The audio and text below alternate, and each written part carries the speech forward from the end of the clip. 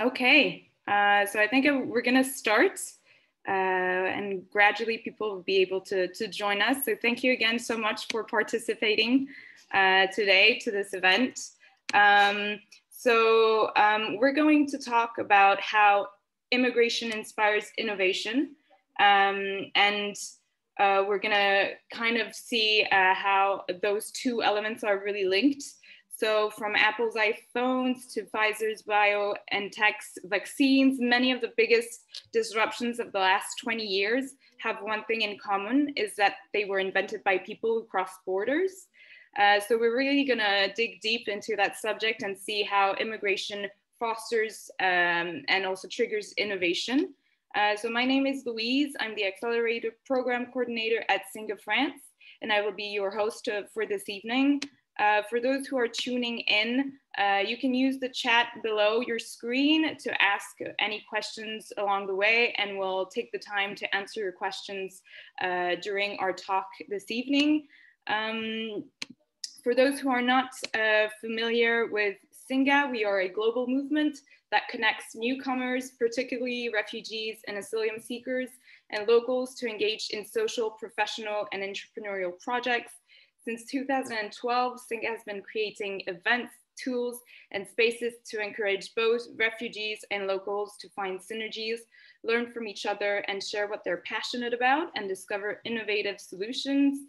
We have 8 incubators around the world to support migration-led ideas, innovation projects, and in over just 5 years, our entrepreneurial programs have helped over 1,000 entrepreneurs who have created 317 businesses and generated over 400 jobs. We're really excited to be having this conversation with you all today because it's such an important topic, and especially during these tech days organized by French Tech, which is a French program that really wants to foster entrepreneurship in France, and especially during this Refugee Week where we're celebrating on the 20th of June, Refugee Day. And we really truly believe that it's a great time to be talking about such topic, especially when it's a time of heated debate around immigration. And we think it's a great time to remind the world that migration really drives creativity, innovation, and growth, as well as cultural enrichment. So without further ado, I'd like to introduce our panelists with us today. Thank you so much. So we have Anna Schwarz from the BCG Henderson Institute, and she is a consultant at the Boston Consulting Group. She co-wrote a recent report called Innovation Without Borders, and the BCG Henderson Institute is the Boston Consulting Group think tank that's dedicated to exploring, developing valuable new insights from businesses, technology, economics, and science by embracing the powerful technology of ideas. Anna was born and raised in Germany and she studied in France and in the US, and now she is based in Berlin. Welcome, Anna, to this event. Also with us today, we have Aline, which is the co-founder and CEO of NaTakallam, and an award-winning social enterprise that hires displaced persons and their host communities as online tutors, teachers, and translators. Today, NaTakallam has distributed over $1 million in self-earned income to refugees and their host communities, connecting them with 10,000 and more learners and clients worldwide. Aline grew up in New York with a Lebanese heritage. She lived in Beirut, in Tunisia, Guyana, Haiti, and is now based in New York. Welcome, Aline. With us today, we also have Essa, who is the creative director and lead designer of his own fashion label, Essa French luxury brand. After fleeing his homeland, Syria, Essa came to Paris to study fashion. Today, he's selling his luxury trainers online and even counts US stars among his clients.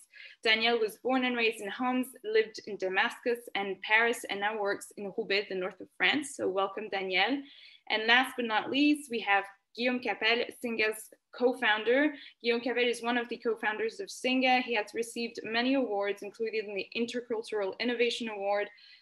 He's been in the Forbes 30 Under 30 and an Ashoka Changemaker Award. Guillaume was born and raised in France. He has lived in Germany, Australia, and the US, and is now working in Paris. So I'm really happy and really glad to be able to talk about such an interesting topic with all of you guys. So let's get straight into it. Let's start with the questions. So I really want to start with a first question for you, Anna, since you've been one person who has co-wrote the really interesting report about innovation without borders. We really would like to know, why did you and the Boston Consulting Group work on such a topic? What triggered it? And can you summarize the main findings of this very rich report and tell us maybe which ones surprised you the most? Yes, thank you. Thank you, first of all, for inviting me. I was extremely happy about it, and I'm extremely happy also to later hear about Aline, Danielle, and Guillaume, your experiences, because one of the elements of writing this report is also to have a basis to get into conversation with people like you who actually are working on topics that we're writing about. And my co-author is also working on it. He founded an NGO which is helping migrants to legally and safely migrate from the MENA region to Europe. And that is one thing that initially triggered our inspiration to write this report and to think about it. You said it in the beginning, Louise, like migration is such a hot topic that has been discussed recently more and more. And it's one topic I think that most of us have discussed it on the dinner table at some point. But it's mostly a topic that is of political nature, of social nature, and it's very rarely that we have it in business discourse. And we thought it was about time that we introduced that topic at large to the business discourse. And that is why we thought, okay, let's introduce that through our channels at BCG. Let's elevate this topic and try to bring it on a CEO agenda. Now you can ask that question, is it possible to get a social or political topic on a CEO agenda? And I think we have a lot of issues where we had that. We have diversity or climate change that back in the days, it was a topic where you put this in CSR rooms or like as a nice to have topic. And now it's a top priority in boardrooms, wherever you go. And we believe that for global migration, the power and the promise it's hold, now it is a good time to put this on the agenda as well, because tactically speaking, 7 in 10 employees right now want their CEOs sacked. And then strategically speaking, right now we're in a time where economic growth rates rather go down, and we have to look for new sources of invention and innovation to actually counter that economic growth rates. So we believe the topic is right to introduce it, and we want to introduce it to the broader business community. But what we've done with our report, and as you said, it's rich, and I'm trying to get to some aspects of it, is trying to explain like what economists have said for years, that migration holds a lot of potential. And what I'm trying to single in on the next couple of minutes that I'm talking about is global migration holds value for the destination countries where people go to and for the origin countries where people come from. So it's not a one-way street. And it holds value in many dimensions, but I want to focus on 3, and that is innovation, that is growth, and that is culture. So let me try and explain it one by one, and always for the destination and the origin countries. For innovation, you said it in the very beginning, it's innovators that get in the spotlights. It's the Apples of this world, it's the Pfizers, the BioNtechs that have founders that are migrants. And it's actually a phenomena that's there at large. 50 in 91 unicorn startups, that is startups that have a valuation of 1 billion and more, have at least 1 migrant founders. There's 3 million immigrants in the US that have founded companies, and they created over 8 million jobs. In Germany, my home country, 20% of the founders right now of startups and high growth companies are migrant founders. So this talk about these light models, it's not just a few migrants who do that, but it's migrants at large who drive innovation through founding startups, but we also have that data that supports it for like patent registration. And then we look at origin countries, and that is stuff that is maybe less known. But in origin countries, migrants also drive innovation. And the fact is that if a person emigrates, they don't simply leave their country, they build a bridge. And by building that bridge, like they create networks through which capital and their ideas can flow back into their countries. The IT industry in India owes its origin to some extent to immigrants who left their country in the 1960s, went to the US, to Canada to study, work in the IT industry in the very old days where computers were did look a little different than what we have right now, and came back to India and helped kickstart that entire industry. We have examples abound in the tech industry in Egypt, for example, or the automotive industry in Turkey that you can see today. And this is not just anecdotal evidence. We have very clear causal evidence that these industries emerged because the networks that immigrants have spun. The second dimension that I mentioned was growth. In destination countries, we often worry migrants will take our jobs, they will decrease wages, and all these kinds of worries. Like, do not worry about that. What we find is, this is very plain textbook economics. Like, people think, okay, the supply goes up, if more people are here, they take our jobs. That is not true. My co-author, Johan, who's the lead author of this piece, he has studied this in big depth, and surprisingly, immigration tends not to lower wages and not to take jobs, but it tends to raise actually wages of local workers. And there's a few people who do not benefit as much, but this is like 5% of the population, and that is usually high school dropouts. And these are people that we need to care about. Like, don't get me wrong, it's very valid to care about these people, but it's not that people at large lose their jobs or wages are decreased. Now you can ask, like, why are wages actually increasing when migrants come? There's two effects that are at play. One is, you know, the superstar effect. Like, if you add a great team player to your team, all of a sudden the entire team performs better. That is the one effect. And the other effect is that if I was a software engineer, for example, and I worked in a software team in Germany and there were migrants coming in, I still have an advantage because I speak the language. So my value to the firm raises because I can act in a communicative role, maybe take on a team lead role because of my communication skills. That way I'm sometimes elevated, and my salary increases. And then the same growth effects in the origin countries. There's something that I think most people know about, that is migrants send back remittances. Sometimes entire economies are kept stable in times of turbulences because of remittances that immigrants send back to their families to support them. But that also drives growth because it keeps the economy going. An effect that is less known, but I think that is a beautiful effect, is the value of education is rising with immigration. So if your best friend emigrates and goes to a fancy college abroad, sometimes they inspire you and your friends to also invest in your education, to learn a new language, to do another course online, for example, or entire families invest because they see what is happening with their neighbors. And so we observe that entire populations invest in your education level rise, and through a more educated population, the entire economy grows. And lastly, so we talked about economic values so far, but now I want to talk a little bit about values. So the last part is about culture. I said already that immigrants tend to create network, and through those networks, they can be conduits through which social norms and values dissipate. Now, this is a topic that might be a bit controversial, but a lot of Arab women who went abroad to study, for example, brought back a fight for liberties and freedoms. And of course, that is a fight that it has so many origins, and I don't want to go into all of the depth of it because I don't fully understand it. But one part of it is women who emigrated bring back some values. One part that is also very well understood is from Eastern European communities, people emigrated at large, and the emigrants helped back bring the fight for democratic freedoms.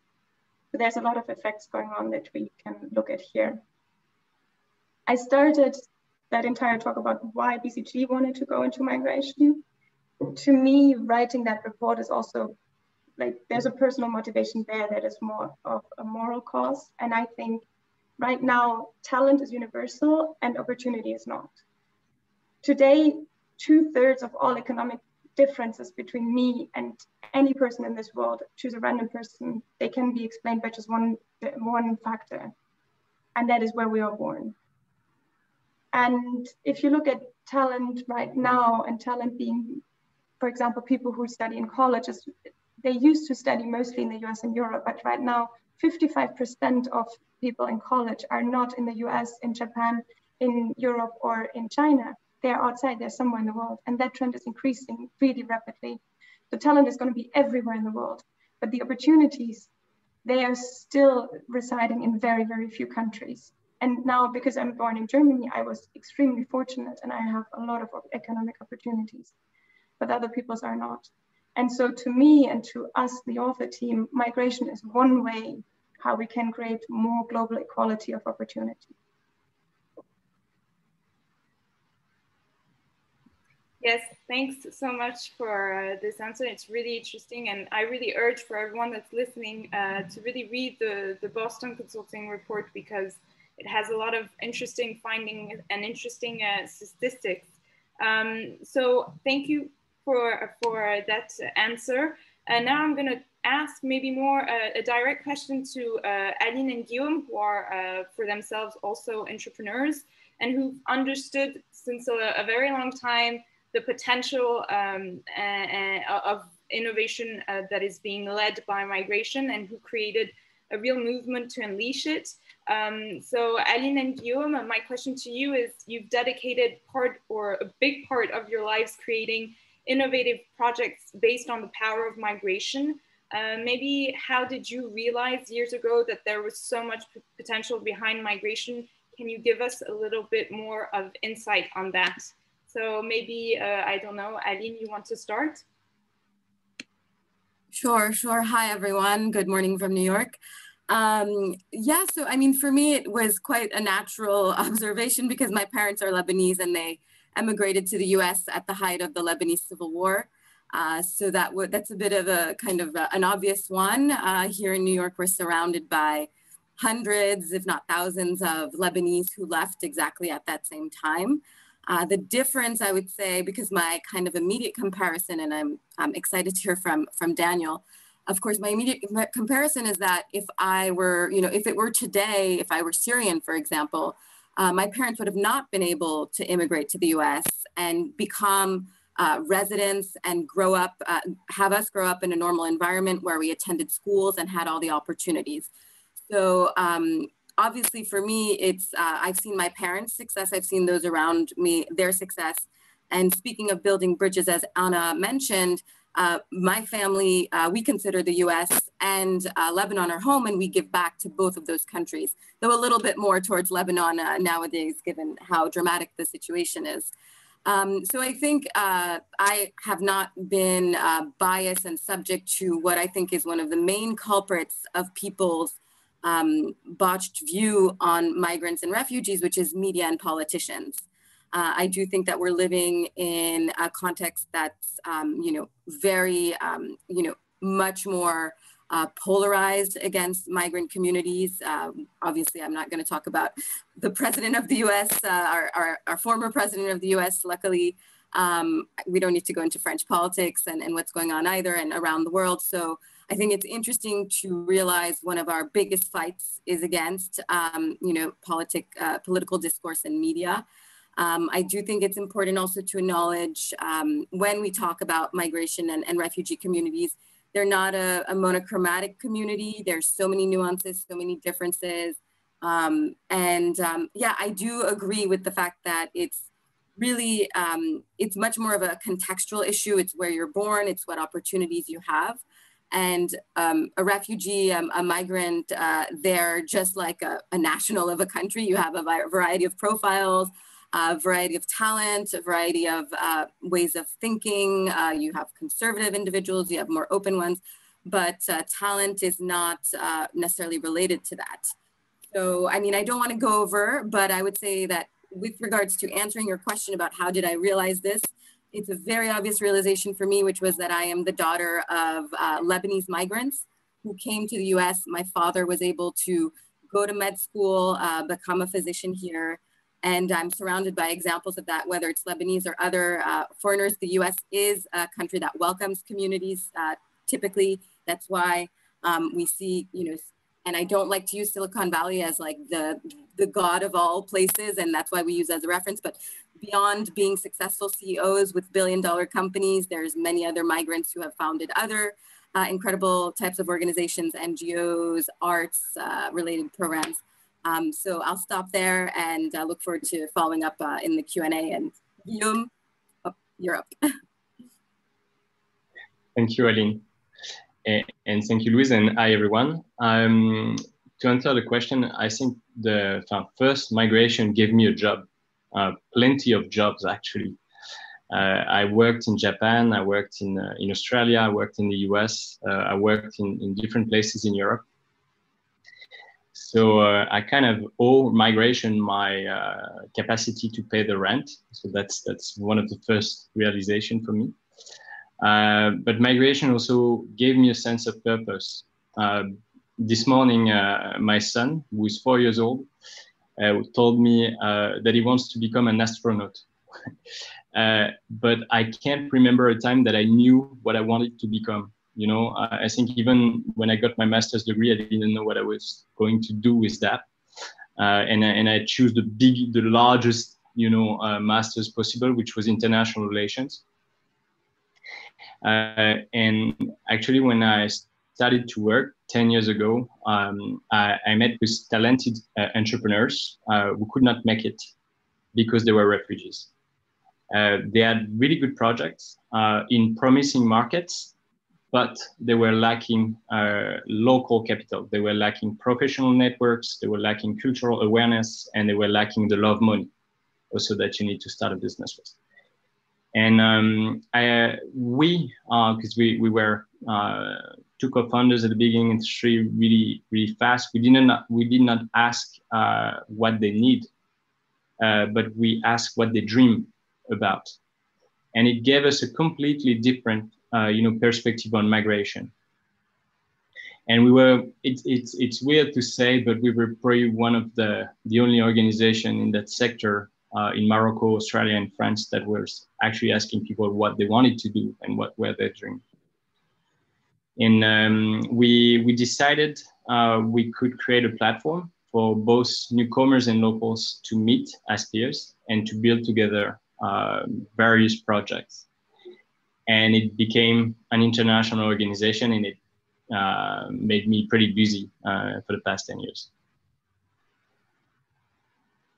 Thanks, Guillaume. And maybe can you tell us about one or two projects that Singa has been able to support throughout our entrepreneurial programs that kind of illustrate also what we do at Singa? So we supported more than 1,000 of entrepreneurs in our incubator programs all over Europe. 317 precisely became companies that are changing the game in education, health, artificial intelligence, food, you name it, a lot of different kinds of industries. We're pretty proud to say that like 53% of those entrepreneurs are women. 67% are working on social and environmental justice topics, and 70% of them are immigrants and refugees. And people often ask me, why not 100%? And the answer is simple, is because migration is not just a phenomenon that impacts migrants, it also touches locals. And we believe the solutions we are building need to be co-built together. And it's impossible for me to choose entrepreneurs, but I can tell you about 2 entrepreneurs that I've met this week. This way, I don't feel like I'm choosing. It's just the last 2 people that I've met.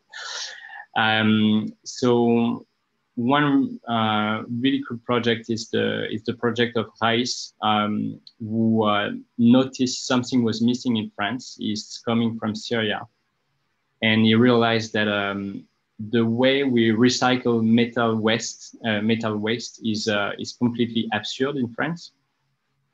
And so he created an app, which is kind of I call it a Uber of metal waste. Basically, he has people who are getting all the metal waste and selling it. And so it's really it's recycling metal waste. It's useful, and it's also a huge market. And the reason why he thought about this project is because where it comes from, it was pretty natural. People were doing it on a daily basis, and he realized that this was missing in France. So clearly, it's a project that was born because of migration.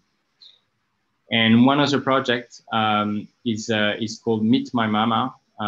It's a project started by Donia, Lubna, and Youssef, who are French citizens who were surrounded by women with immigrant background, sometimes their mothers, who had amazing skills in food, and that were struggling with livelihood. So they thought there was an opportunity here to offer like really amazing food coming from all over the world, and give and empower the women who were making the food, so that they also bring money in the home. And so these two projects illustrate for me projects that comes from people who moved on the earth, and also people who are locals who think about how to valorize migration. Thanks, Guillaume. And those are two projects that are really awesome and that we get to support every day with Singa. And we have many more projects that illustrate that migration-led innovations and ideas. And we also have with us today a really successful entrepreneur called Daniel Essa. And I'm going to ask you a question for you, Daniel. You've been selling incredible shoes around the world. I really want to know how migration has inspired your work and your creativity. Can you tell us a bit more about all of that? Thank you for your question, and thank you, Louise. Thank you, Guillaume, for having me here today with you. Maybe before I answer this question, I have to modify maybe the word inspiration, because I mean, I'm a Syrian refugee. I arrived to this country 6.5 years ago as a Syrian refugee who have lost in his hometown almost everything. I'm from Homs. I have lived and studied in Damascus. I have worked as a TV presenter for 2 years. I have studied fashion, graduated in 2010 with an honor degree in ESMAD. And then I started working as a professor in the Arab International University in the fashion design department. And, you know, after working so hard in your life and out of a sudden you lose everything and you have to leave your country to start over from, not from zero, from minus 25, let's say, in a new country. I mean, that was challenging and that doesn't have any inspiration in any word. I mean, so that's why if I can replace the word inspiration that you have mentioned in your question to have maybe something motivation, maybe, I think, for me, I think it's the right word to use, because arriving to France, first, of course, I was in Spain for 1 year. I think this is something that not everyone knows. I don't know if I have shared with you this before. I have lived in Spain for 1 year before I come here to France. And so inspiration comes when you have stability, when you are independent, when you can enjoy all the beautiful things in life and, you know, everything around you. And this is the moment when you get inspired. But I mean, in my case, and in the case of thousands and hundreds of thousands of refugees that they have came to Europe in the last 5 years, or let's not mention the last 5 or 6 years, because refugees since ever, I mean, since whenever there is a war, there are refugees. So the issue with refugees, it's not something that we are something new, let's say, like just a few years ago.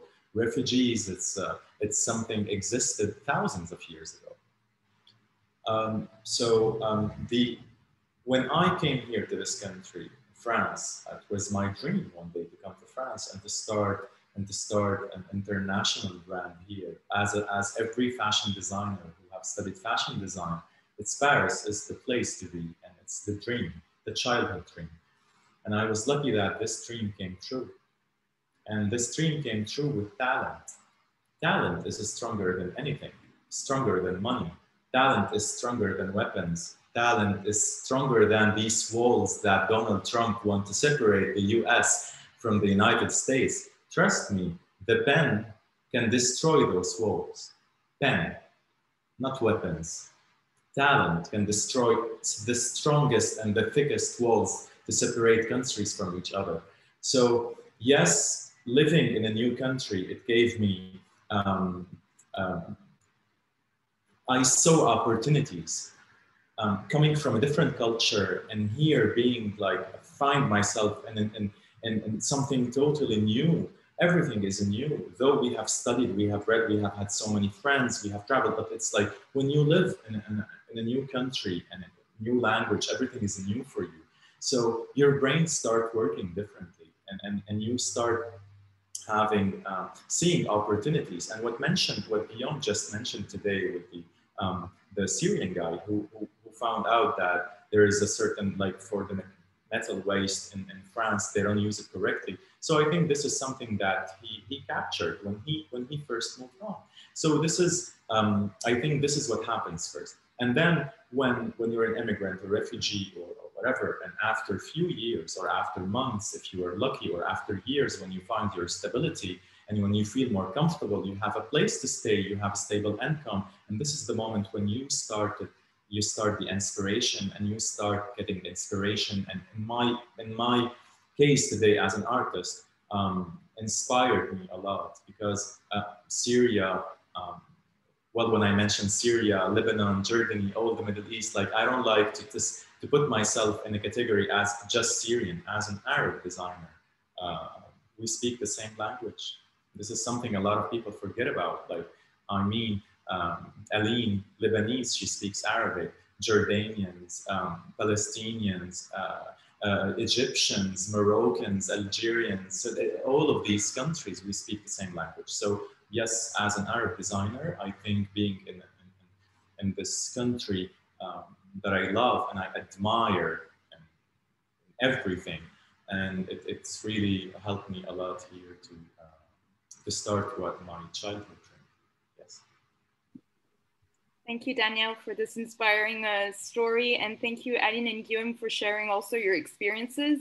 It's really interesting to see that really innovation has no borders, and it's really interesting to hear all you have had to say about how you brought up your projects and how migration can really lead to sometimes innovation. And I think it did a good link with what Anna told us at the beginning in terms of her study that you can find on the chat if you're ever interested. So now that we've heard your experiences and we've heard factual proof that immigration triggers and fosters innovation, I'd like to come back to the state of things today, especially in France and in Europe. Obviously, there's still a long way to go in changing the narrative, in making our policies and our economies more inclusive. So I'd like to maybe start again with you, Daniel, because you've had like such an amazing story and you went from country to country. For you who had to leave Syria and to come to Europe, can you tell us more about maybe the obstacles that you had to face when you arrived? How did you get to bring about your brand, your luxury brand? Were there some obstacles that you had to face, and what were the main challenges that you had in France? How many minutes I have to answer this? Because this is not something that I can give only 4 minutes. I will not give it justice if I'm gonna. So I'm gonna just select a few things that I think that matters for everyone who's listening to us today, because the point is like we're helping and giving hope to everyone who's listening, who's struggling, who is today facing something that I have been facing, you have been facing, and it's not about like, I mean, when I came here, it's the the language. Though I spoke English and I have a good level in English, but I had to speak French. So dealing with the papers and dealing with all of these, legal papers that we need to start doing when we arrive to the country. Of course, though it was a little bit complicated, but it's fine, it's manageable. But I mean, and I remember I have told you this one time before that what I found, it's a little bit, I think, why when someone applies for the asylum and someone who have left his country, his hometown for any reason, and you came here to a new country, why you're not allowed to have a paper that allows you to work. So for 6 months, up to 8 months, you're not allowed to work. I don't mean that in Europe, like I say in France, because I don't know in other European countries. I cannot say that I'm speaking about all the European countries. But I remember that was the case a few years ago when I had done my papers. So I don't know if today is still struggling with the same issue or not. But today when we see some people in the streets and some people, they're asking for money and they don't have money. So for 1 minute, if we can put everything on pause and imagine yourself today, you have lost your home, everything you have, you found yourself in a new country that you don't speak the language. Imagine yourself, any one of you today in China, okay? You have nothing. And the country doesn't give you the right, for example, to work or at least to make some money so you can afford doing certain things. What other options do you have? So I mean today, when we look at someone, and this is in general, when we look at someone who's asking for money or someone who's in difficulties or someone who's going through something, just let's not judge. Just like, we have to know that behind every person, there's a story, okay? And when we walk through, I remember I was doing my workout, leaving the gym and crossing the street. Then I found someone who has like a paper and it's written, Syrian refugee, I need money. And then me as someone who's trying his best to give the best image of his country. And then I stopped and I told him, why this is like this? And I had this conversation with him and I listened to him and I like, what can I do? I hope I had like, when you walk, you don't have a lot of money with you, but I gave him what I have. But I mean, the problem is not giving him money. Like if you give him 5 euros, 10 euros, whatever, like I need something that you have when you walk in the street, or more, what can you give him? He doesn't need like this money, it will help him with nothing. He needs a job, he needs a stability in life. When we don't have a stability in life, we cannot move in the pyramids. We have like the first thing is the basic needs. Once we have it, we think about something else. Once we have it, we think about something else. And then here becomes the creativity and inspiration and all of that. But I need to build this pyramid and to arrive here. It's alone. It's for some people, it's more complicated. For some people who haven't studied English before in their hometown and they found themselves like they're lost. And it's a very difficult. So we need to be patient with people. Even if someone misbehaved or have done something out of anger, we don't know what he's going through during the day. We have something like comfort today, all of you, like we have water, a place to sleep. Some other people, a lot of other people, they don't have that. And when I speak about this, this subject, this is in general. You don't have to be a refugee to think about that. Like, no, everyone should think about that. You have here some people in France, French people, and we see them in the streets asking for money. Though they were born in France, they have the help from the government. They have all the opportunity. And I mean, Anna, when you told this phrase, and I loved your words, by the way, everything you have mentioned, it's like need to be printed and put on the wall. Really, I love everything you have said.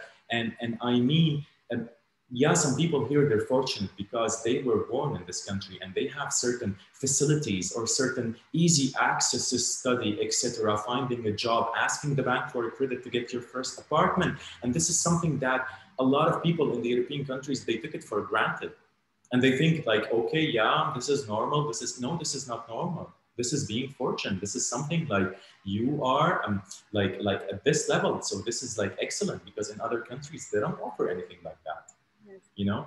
And maybe yeah. I'm sorry, I think I passed the 5 minutes. Yeah, Daniel, I'm so sorry. It's really interesting what you have to say, but the time is quickly sliding by and I want to be able to ask 1 or 2 last questions, but thank you so much for that. I just want to do the link with Anna on this same topic about like unlocking migration's potential today. I know that in your study, Anna, at one point you say that there's a lot of skilled people today who move to work, but there's no agenda that exists to tap into that potential that they offer. So can you just give us maybe very quickly, what do you think are the main obstacles, and what were the key findings in that study that kind of underline that?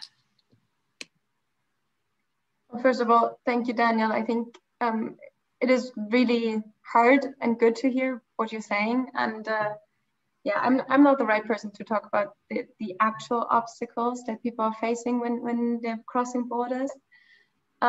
I think what we can only do is like take the insights that Daniel, for example, has and try to elevate it and try to put it on like, okay, if we take Daniel and other people who have faced this, but we believe that there is so much potential in it, what needs to change? And like, I'm not going to go to what we can do about visa and working permits because like I'm not the best expert on that. But I believe like what we can do from the perspective where I work and what we're trying to do is put migration on the agenda and start talking about it in a different way. So many times, like I think Aline, you talked about migrants being culprits, and we talk about migration and we talk about border security, we talk about security in general, and that limits migration to such a small topic and to such a dangerous topic, and we perceive such a negative aspect of it. And so the one thing that we want to do is like really change the narrative around it and bring the conversation to the potential that is within it, the economic potential, the innovative potential.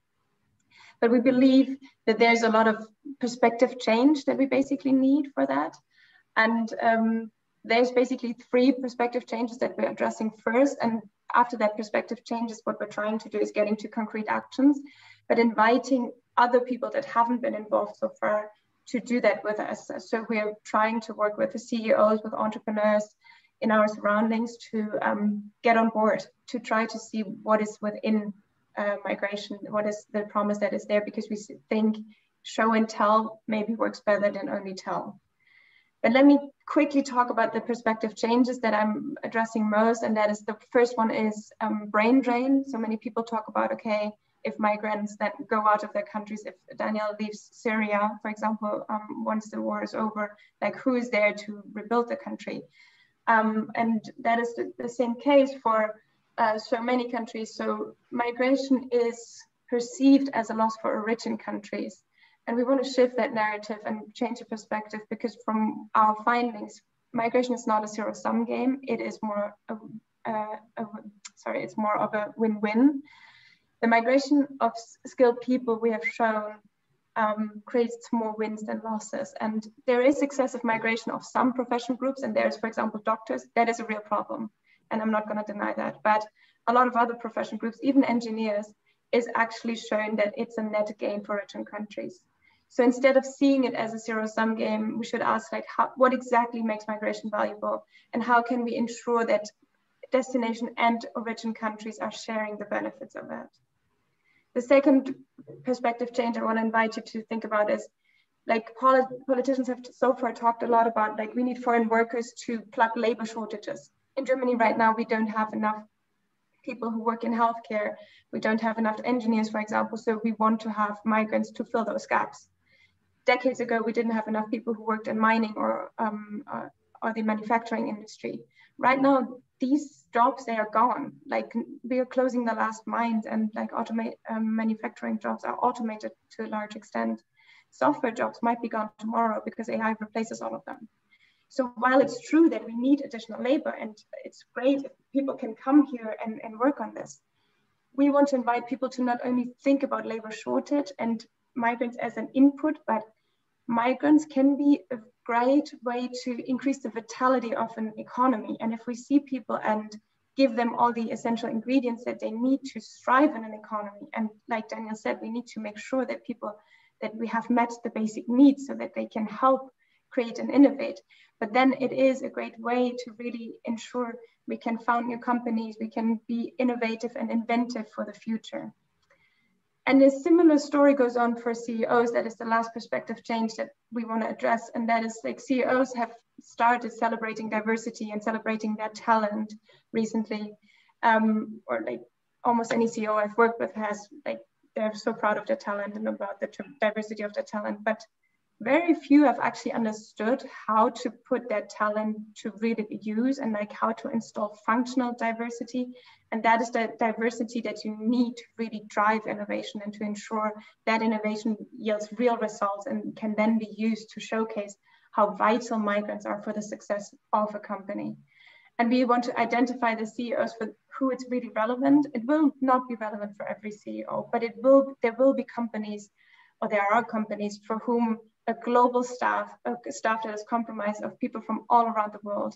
And Guillaume has better ideas and has better understanding of who that might be, but for whom that is essential to create strategic and lasting advantage.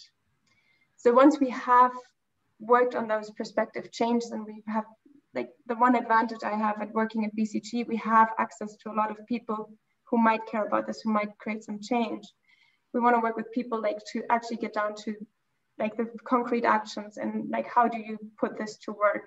How do you put this to work in Europe, in the US, and other countries, and drive that change? And then we can get to other issues that are about visa and talk to policymakers as well. But we believe that the right actors right now to change that narrative are people from the business community, because they are less politicized, they haven't been active yet, and they can be activated because they have an inherent interest, and they should really invest in it now to gain later from it.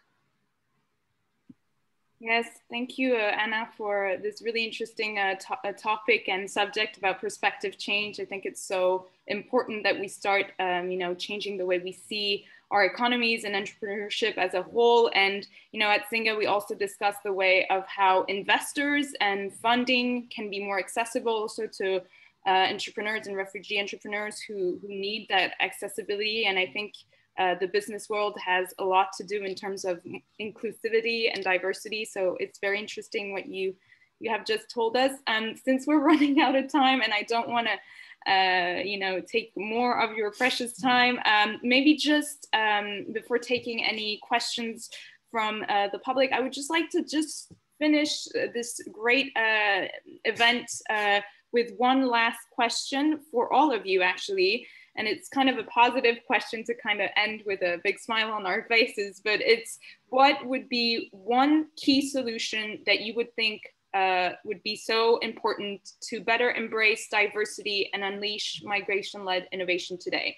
So if you had to give me one key solution, what would it be? Maybe, I don't know, I guess Guillaume, maybe you can start, or maybe, no, maybe or Aline, Danielle, I don't know, whoever. Can I say something? Yes. Education, my dear. Education. All right. That's it. That's a pretty good one. Aline?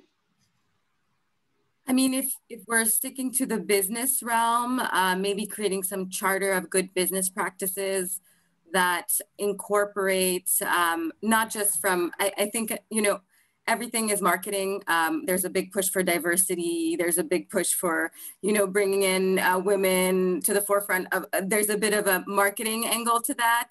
I think if we can create something that has a more neutral, like standard approach to business best practices, if we can implement it in some sort of regulation based on the context, I think that would be an interesting way to ensure, that we are doing this. I do think it's important to mention in this conversation that there has been a large effort on behalf of the Tent Partnership to encourage, for example, hiring refugees. I do believe that there is, mixed reviews onto how that's been going in certain corporations, but I think it's a really important effort. And so I think, these type of movements are important. I know we're short on time, so I'll stop there. Thanks, Aline. Anna? I believe in start small, but I believe in very concrete action, hire for skill and not for credentials. So if I have a university degree that nobody recognizes, which happens a lot as far as I know, just test me on what I can do and give me a chance to start and then see what I can do. So that's my call for the business realm. Get people in your company and be surprised what I can do. Thanks, Anna. And maybe Guillaume, just to finish off. Yes, so only one. I think entrepreneurship should be more accessible for refugees and migrants. Today, even creating a bank account is a challenge. So I think it should be more accessible to be able to create bank accounts, to have loans, to have potentially investment when we see the results in Europe, but also in the US, in Australia, everywhere, of migrants creating companies, it's crazy from a business perspective that we don't put more investment and time in supporting them, because they change the game, of course, of the economy, but also we realize that they produce connections between people. And that's what you were saying at the beginning, Anna. It changes also the culture and the values. And I think in a time where, and I'll finish on this, we have to face a bigger challenge than our borders, which is climate change. It's really about time that we have an energy like migration that helps us connect on a human level.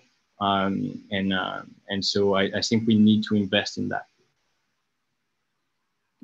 Thanks, Guillaume. It was really, really great to have you all here with us for this event. I really enjoyed hearing all of your stories and experiences.